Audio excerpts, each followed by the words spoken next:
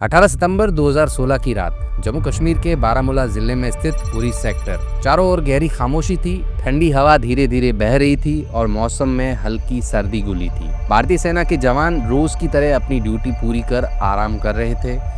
किसी को जरा भी अंदाजा नहीं था कि कुछ ही घंटों में इतिहास का एक काला अध्याय लिखा जाने वाला था। सब कुछ शांत था, लेकिन ये शांति ज्यादा देर टिकने वाली नहीं थी। उसी रात अपनी खतरनाक इरादों के साथ जैश-ए-मोहम्मद के 4 आतंकवादी भारतीय सीमा की ओर बढ़ रहे थे। उन्होंने एलओसी पर लगी कंटीली तारों की बाड़ काटी और चुपचाप उरी सेक्टर में दाखिल हो गए। भारतीय सेना का ब्रिगेड हेडक्वार्टर वहां से सिर्फ 12 किलोमीटर दूर था। आतंकियों ने ये दूरी इतनी सावधानी से तय की कि किसी को भनक तक नहीं लगी। उनके पास AK-47 राइफलें थी, ग्रेनेड थे और उनका मकसद बिल्कुल साफ था, भारतीय सैनिकों को निशाना बनाना और फ्यूल डंप को उड़ाकर भारी तबाही मचाना। यह हमला एक प्लान हमला था। उस समय उरी ब्रिगेड में 2 रेजिमेंट तैनात थी, डोगरा रेजिमेंट और बिहार रेजिमेंट। डोगरा रेजिमेंट की तैनाती समाप्त होने वाली थी और बिहार रेजिमेंट की 6ठी बटालियन उनकी जगह ले रही थी। इलाके की जानकारी देने और ट्रेनिंग के कारण डोगरा रेजिमेंट के जवान कुछ दिन और रुके हुए थे। नतीजा सामान्य दिनों की तुलना में उस समय वहां सैनिकों की संख्या ज्यादा थी।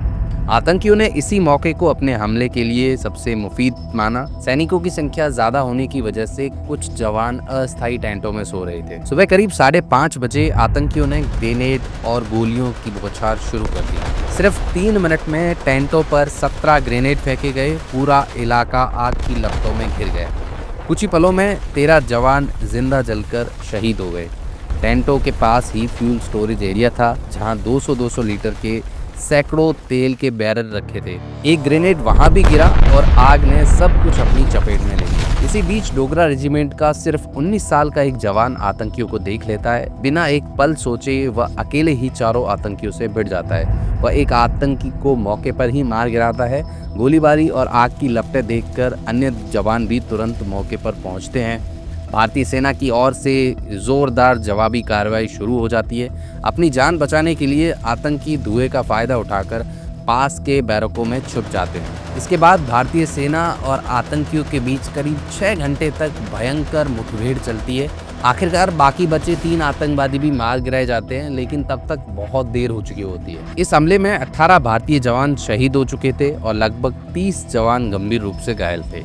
उरी हमला भारतीय सेना पर अब तक के सबसे घातक आतंकी हमलों में से एक था। आतंकियों के पास मिले हथियार और GPS डिवाइस साफ संकेत दे रहे थे कि वे पाकिस्तान से आए थे। पूरा देश सदमे में था और गुस्से में भी। हर तरफ एक ही आवाज थी, अब जवाब देना होगा। यह पहली बार नहीं था। 8 महीने पहले 1 जनवरी 2016 को पठानकोट एयरबेस पर भी हमला हुआ था। एक ही साल में 2 बड़े हमले। अब भारत समझ चुका था कि अब सिर्फ निंदा से काम नहीं चलेगा। उरी हमले के बाद सरकार और सेना में हलचल मच गई। रक्षा मंत्री, सेना प्रमुख और राष्ट्रीय सुरक्षा सलाहकार सभी ने हालात की समीक्षा की। फैसला साफ था, इस बार जवाब उसी भाषा में दिया जाएगा जो दुश्मन समझता है। लेकिन एक शर्त थी, सीमा पर कार्रवाई में किसी भी आम नागरिक को नुकसान नहीं होगा और किसी भारतीय सैनिक की जान नहीं जाएगी। भारतीय सेना पिछले 25 वर्षों में POK में एक मजबूत इंटेलिजेंस नेटवर्क तैयार कर चुकी थी। उरी हमले के बाद इस नेटवर्क को और तेज कर दिया गया। सैटेलाइट इमेज, ड्रोन फुटेज और ग्राउंड इंटेलिजेंस हर जानकारी को बार बार वेरीफाई किया गया। आखिरकार फैसला हुआ। 9 पैरा और 4 पैरा स्पेशल फोर्स के 25 कमांडोज इस मिशन को अंजाम देंगे। LOC के इस बार 150 कमांडोज बैकअप के लिए तैनात थे। 28 सितंबर 2016 की रात अंधेरा गहराता जा रहा था। एक ही समय पर 2 अलग अलग सेक्टरों में भारतीय कमांडोज LOC पार करते हैं। नाइट विजन डिवाइस, साइलेंसर लगी राइफलें, ड्रोन और हेलीकॉप्टर, हर चीज का इस्तेमाल बेहद सटीक योजना के साथ किया गया। कमांडोज पेट के बल रेंगते हुए आतंकियों के लॉन्च पैड्स तक पहुंचते हैं। कमांड सेंटर से हरी झंडी मिलती है। ऑपरेशन शुरू हो जाता है। ग्रेनेड, रॉकेट लॉन्चर और ऑटोमेटिक हथियारों से आतंकियों के लॉन्च पैड्स तबाह कर दिए जाते हैं। कुछ ही मिनटों में कई आतंकी मारे जाते हैं। दूसरी यूनिट भी अपने सभी टारगेट्स को नष्ट कर देती है। करीब आधे घंटे के भीतर पूरा ऑपरेशन खत्म हो चुका था।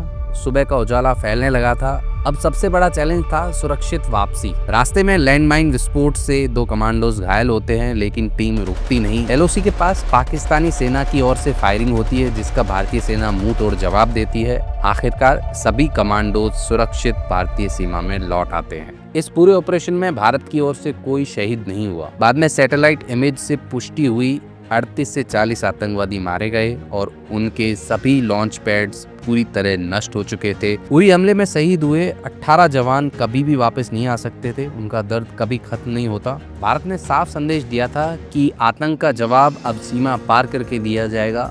ये सिर्फ बदला नहीं था, ये एक चेतावनी थी।